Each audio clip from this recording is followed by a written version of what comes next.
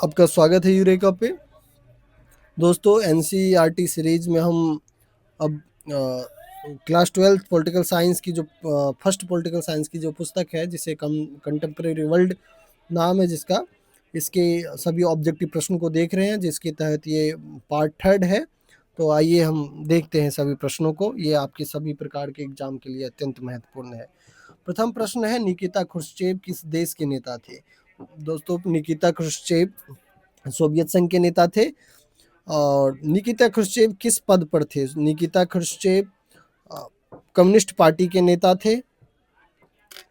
और दोस्तों क्रुश्चेव किस नीति के लिए प्रसिद्ध है? क्रुश्चेव की अगर हम नीति की बात करें तो इन्होंने डी स्टालिनाइजेशन किया था, इसलिए स्टालिन का जो प्रभाव था इसलिए उसके बाद में क्रुश्चेव की जो नीति थी इसे जो है डी स्टालिनाइजेशन माना गया। क्रुश्चेव के समय कौन सा संकट हुआ था? दोस्तों निकिता क्रुश्चेव के समय पे क्यूबा मिसाइल संकट हुआ था। और क्यूबा मिसाइल संकट एक शीत युद्ध में एक ऐसा पॉइंट था, एक ऐसा समय था जब ऐसा लगा कि दोनों ही देश के मध्य जो है अब दोनों ही गुट के मध्य, यानी कि क्यूबा एक साम्यवादी समर्थित यानी यूएसएसआर के पक्ष में था और क्यूबा की जो लोकेशन है वो अमेरिका से काफ़ी करीब है। तो यूएसएसआर में निकिता क्रुश्चेव के समय में क्यूबा में काफ़ी मिसाइल तैनात किया गया था शीत युद्ध के दौरान। तो जब ये अमेरिका को पता चला तो ऐसा प्रतीत हुआ कि अब दोनों ही देश में युद्ध की संभावना बन रही है। तो नेक्स्ट प्रश्न है, सोवियत संघ के विघटन का मुख्य कारण क्या था? सोवियत संघ के विघटन के अगर मुख्य कारण को हम देखें तो दोस्तों सोवियत संघ के विघटन का मुख्य कारण था राजनीतिक अस्थिरता, क्योंकि यहाँ पे एक ही पार्टी होती थी जिसे कम्युनिस्ट पार्टी के नाम से जानते हैं और इस पार्टी में काफ़ी ज़्यादा भ्रष्टाचार मचा हुआ था और इस वजह से जनता का विश्वास धीरे धीरे अपने नेताओं से उठता चला जा रहा था। और ख़ास करके जब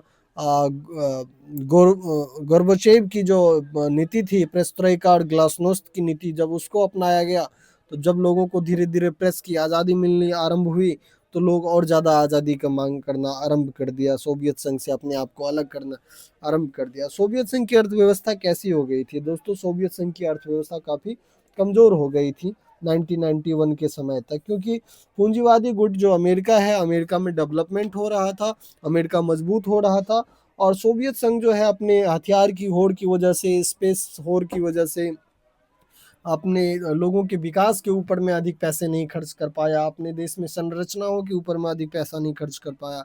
इसका परिणाम ये हुआ कि वहाँ की अर्थव्यवस्था कमज़ोर होती चली गई और 1991 तक विघटन हुआ। किस नीति ने सोवियत संघ को कमज़ोर किया? दोस्तों अगर हम सोवियत संघ के कमज़ोर होने की नीति से संबंधित देखें तो गोर्बाचेव की जो सुधार की नीति थी, ग्लासनोस्ट और पेरेस्ट्रोइका, इसको सोवियत संघ के कमज़ोर होने का मुख्य वजह बताया जाता है। सोवियत संघ में कौन सी राजनीतिक व्यवस्था थी? दोस्तों वहाँ पे एक दलीय व्यवस्था थी और कम्युनिस्ट पार्टी ही वहाँ पे सिर्फ एकमात्र पार्टी थी।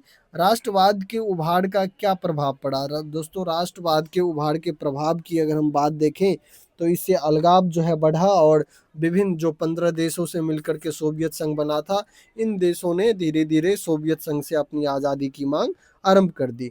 सोवियत संघ के विघटन के बाद कितने देश बने? दोस्तों सोवियत संघ के विघटन के बाद अगर हम देश की बात करें तो 1917 में जब सोवियत संघ की स्थापना हुई थी रूसी क्रांति के बाद से, तो 15 देशों ने मिलकर के सोवियत संघ की स्थापना की थी। तो जब सोवियत संघ का विघटन हुआ था तो 15 देश बना था और जो रूस था इसमें उत्तराधिकारी के रूप में था। क्या था रूस?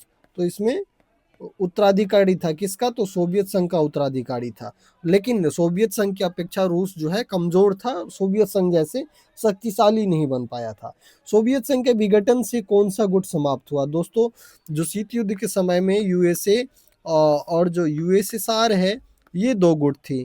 एक जो है वो पूंजीवादी गुट थी और जो दूसरी है वो साम्यवादी गुट थी, कम्युनिस्ट गुट थी। तो इस समय में यूएसए तो बरकरार ही रहा और 1991 में जो है यूएसएसआर का विघटन हो गया था। तो क्वेश्चन आपका पूछा जा रहा है कि सोवियत संघ के विघटन के बाद कौन सा गुट समाप्त हुआ? तो दोस्तों पश्चिम गुट, नेटो, नेटो नहीं हुआ क्योंकि नेटो जो है एक सैन्य गठबंधन है जो यूएसए यानी कि पूंजीवादी गुट के द्वारा 1949 में बनाया गया था, और इसी के जवाब में 1955 में जो है वारसा पैक्ट बनाया गया था। किसके द्वारा? तो पूर्वी गुट यानी कि यूएसएसआर के द्वारा बनाया गया था। तो सोवियत संघ के विघटन के बाद अगर हम देखें तो ये नेम की स्थापना 1961 में हुआ था, जो थर्ड वर्ल्ड कंट्रीज ने किया था, जिसको हम नॉन अलाइंग मूवमेंट के नाम से जानते हैं, गुट निरपेक्ष नीति के नाम से जानते हैं। तो पूर्वी गुट इसका सही आंसर है, पूर्वी गुट समाप्त हो गया यूएसएसआर के विघटन के बाद। नेक्स्ट क्वेश्चन है, विश्व राजनीति में कौन सी व्यवस्था बनी? दोस्तों विश्व राजनीति में कौन सी व्यवस्था बनी, ये प्रश्न पूछा जा रहा है। ये कब बनी विश्व राजनीति में ऐसी व्यवस्था? तो दरअसल ये इस क्वेश्चन में मिस्टेक है, यहाँ पे होना चाहिए था कि 1991 के बाद, या फिर होना चाहिए था कि यूएसएसआर के विघटन के बाद, यानी ये फिर एक ऐसा भी होना चाहिए था कि शीत युद्ध की समाप्ति के बाद। ये इस क्वेश्चन में ऐसे पूछे जा सकते हैं, यहाँ पे मिस्टेक है। तो इन सभी प्रश्नों का उत्तर एक ही होगा जब 1991 में शीत युद्ध की समाप्ति होती है और यूएसएसआर का विघटन होता है। तो जो दो ध्रुवीय विश्व का उदय 1945 में द्वितीय विश्व युद्ध के बाद में हुआ था, इस दो ध्रुवीय विश्व की समाप्ति हो जाती है 1991 में। क्यों? क्योंकि यूएसएसआर का विघटन हो गया, और यूएसएसआर का विघटन हो गया तो जो दो पोल, जो पहले से जो बाइपोलराइजेशन जो वर्ल्ड में था, वो चीजें समाप्त हो गया क्योंकि एक पोल की समाप्ति हो गई।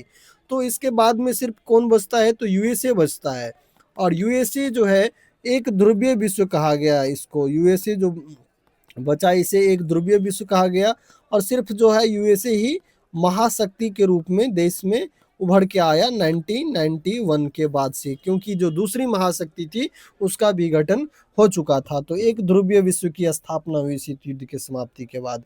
नेक्स्ट प्रश्न है, सोवियत संघ के विघटन के बाद अमेरिका बना कम, अमेरिका क्या बना? अमेरिका जो है एक ही महाशक्ति में था, क्योंकि पहले दो महाशक्ति था तो एक का विघटन हो गया। तो कमजोर शक्ति ये गलत है। क्षेत्रीय शक्ति ये भी गलत है, क्योंकि विश्व के ऊपर में अमेरिकी वर्चस्व स्थापित हुआ। एकमात्र महाशक्ति ये सही है। गुट निरपेक्ष ये अलग नीति है, गुट निरपेक्ष के बारे में हम पढ़ेंगे। ये थर्ड वर्ल्ड कंट्रीज के देशों ने शीत युद्ध के दौरान अपनी स्वतंत्र विदेश नीति को अपनाने के लिए इस मूवमेंट का आरंभ किया था। नेक्स्ट प्रश्न है, बोरिस येल्त्सिन किस देश के राष्ट्रपति बने? दोस्तों बोरिस येल्त्सिन रूस के राष्ट्रपति बने थे। बोरिस येल्त्सिन किस काल से जुड़े हुए हैं? तो इस प्रश्न का आंसर है यूएसएसआर के विघटन के काल से जुड़े हुए हैं बोरिस येल्त्सिन। नेक्स्ट प्रश्न है, येल्त्सिन के समय कौन सी आर्थिक नीति अपनाई गई थी? दोस्तों जो बोरिस येल्त्सिन है इनके समय में हम अगर आर्थिक नीति की बात करें तो शॉक थेरेपी जो बोरिस येल्त्सिन के समय ही अपनाया गया था, और शॉक थेरेपी के जो परिणाम रहा ये अत्यधिक नकारात्मक परिणाम रहा। दरअसल ये एक आर्थिक नीति थी। शॉक थेरेपी क्या थी? आर्थिक नीति थी। और इस नीति से क्या करना था? इस नीति में तो जो समाजवादी अर्थव्यवस्था थी, इससे पूंजीवादी व्यवस्था में अर्थव्यवस्था को ढालना था, समाजवादी व्यवस्था से पूंजीवादी व्यवस्था में ढालना था। परंतु ये अचानक अपनाई गई यह नीति थी, इसलिए इस नीति का जो परिणाम है वो नकारात्मक रहा, और इसका ये प्रभाव हुआ कि अर्थव्यवस्था जो है वो अर्थव्यवस्था चरमरा गया पूर्ण रूप से। जो रूसी जो मुद्रा जो रूबल जो थी इसमें जो है गिरावट देखने को मिली, और इसे शॉक थेरेपी की जो घटना है अर्थव्यवस्था इसमें चरमराई, और औने पौने दाम पे सरकारी चीज़ों को बेचा गया, रूसी मुद्रा गिर गई। इसको एनसीईआरटी में लिखा गया है कि इसे विश्व में सबसे बड़ा गैरेज जैसे कि कबाड़ी सेल आप कह सकते हैं नॉर्मल भाषा में, गैरेज सेल के नाम से जाना जाता है। क्योंकि अगर मान लीजिए किसी वस्तु की कीमत अगर 100 रुपये है, अगर उसको 1 रुपये में बेच दिया जा रहा है तो एक तरीके से ये कबाड़ी का रेट हुआ।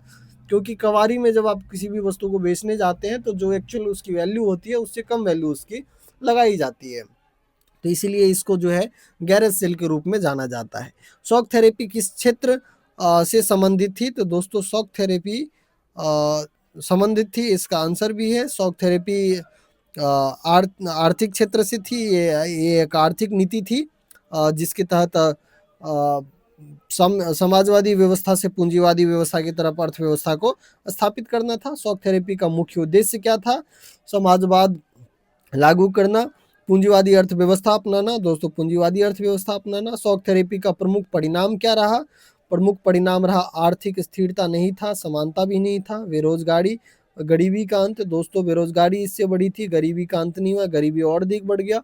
शॉक थेरेपी से किस वर्ग को सबसे अधिक लाभ हुआ था? मजदूर वर्ग नहीं, किसान वर्ग नहीं, अमीर वर्ग को लाभ हुआ था, क्योंकि सरकारी संपत्ति बेची जा रही थी तो अमीर लोगों ने खरीदे था, क्योंकि इनके पास में पैसा था। दोस्तों, आज की वीडियो यहीं समाप्त होती है। हम मिलेंगे अभी एक और नेक्स्ट वीडियो में, जिसमें कि हम अब सब्जेक्टिव प्रश्न को देखेंगे, क्योंकि ऑब्जेक्टिव प्रश्न जितने भी थे इन सभी प्रश्न को हमने 3 वीडियो में 3 पार्ट में देख लिया। तो मुझे उम्मीद है कि आपको ये वीडियो पसंद आया होगा, और अगर आपको पसंद आया हो तो कृपया चैनल को सब्सक्राइब करें। अगर आपने उन पुरानी वीडियो को नहीं देखा है तो कृपया वीडियो को देखें, और अपने दोस्तों के साथ में ज़रूर वीडियो शेयर करें। धन्यवाद।